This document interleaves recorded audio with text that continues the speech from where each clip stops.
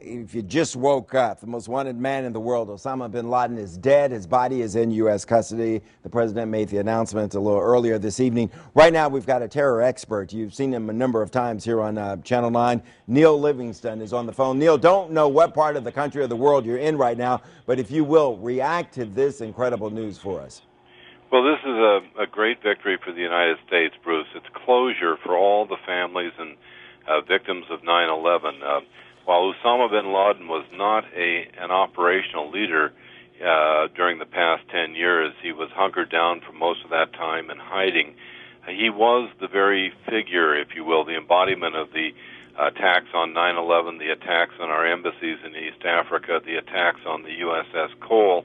And his death is going to be a very great victory for the United States and closure for those families. At the same time, we have to be very concerned right now that because his number two, Dr. Zawahiri, is still alive and he is the operational chief of Al-Qaeda, they're surely going to try to react to this by carrying out attacks against the United States and against our allies in other parts of the world to show that they're still viable.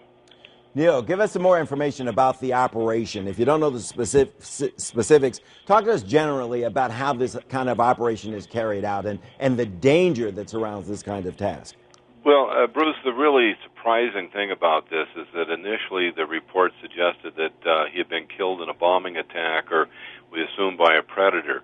It now, the reports now, and from what the president has said, suggests that U.S. troops on the ground near Islamabad actually carried out an attack on a compound where Osama bin Laden was hiding. Now, that could only have been approved by the president of Pakistan, President Zardari, to whom much credit must be given at this point. But it may destabilize his country even more because Osama bin Laden, in many respects, was more popular than the United States according to certain elements in that country, particularly the ISI, their intelligence organization, which had very strong contacts with both the Taliban and with Al-Qaeda. So this appears to have been a special operations attack carried out in very precision form, as the president said, to ensure that there were not collateral casualties, and they got bin Laden and they were able to remove the body. So this was an extraordinary moment. I think the name of the compound or the town was Banabad. I got to ask you this. Now, is this something that we're going to be apologizing to the Pakistani government for? Are you convinced we had their okay to go in and conduct this this procedure? Well, I believe that we had to have very close cooperation and approval by the Pakistani government. We won't be apologizing for this one. President Zardari is a very good friend of mine. I stayed with him last year in Islamabad. The fact that U.S. troops were apparently permitted to carry out the action on Pakistani territory is a very, very courageous move by the Pakistani government, by President Zardari, and we need to ensure that that government is rewarded for that, and that it doesn't have huge internal consequences, as we've seen in the past, where the United States has a very low approval rating in Pakistan. Neil, do you think the plan was to capture Osama bin Laden, or was the plan to kill him as soon as you can, any way you can? Well, I think the worst case scenario was that we would capture him. We always wanted to take him not alive but dead, because the worst case scenario would have been to bring him back to the United States in shackles, put him on trial here, and then execute him, because that would have inflamed all the jihadists around the world for the period of the trial. It would have made him much more of a martyr. The fact that he is dead is good news, and that we frankly didn't capture him alive. Okay, and who likely carried out this mission?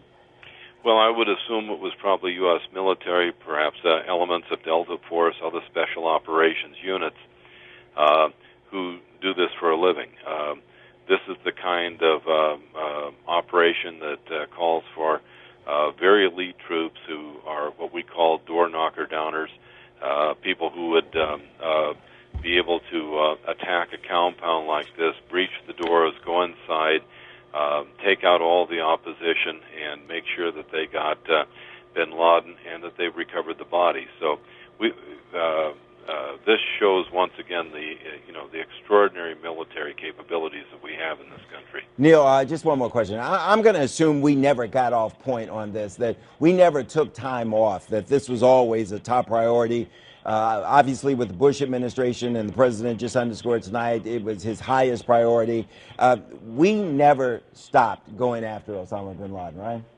Well, for all of those Americans who were killed and their families and so on, it was absolutely necessary to get bin Laden because we needed closure. He was not really that militarily significant any longer, but the fact that he had launched the original attacks on the United States, going back into the 1990s and then culminating in 9/11, he had to be killed, and he was very much like Adolf Hitler at the end of World War II in April of 1945.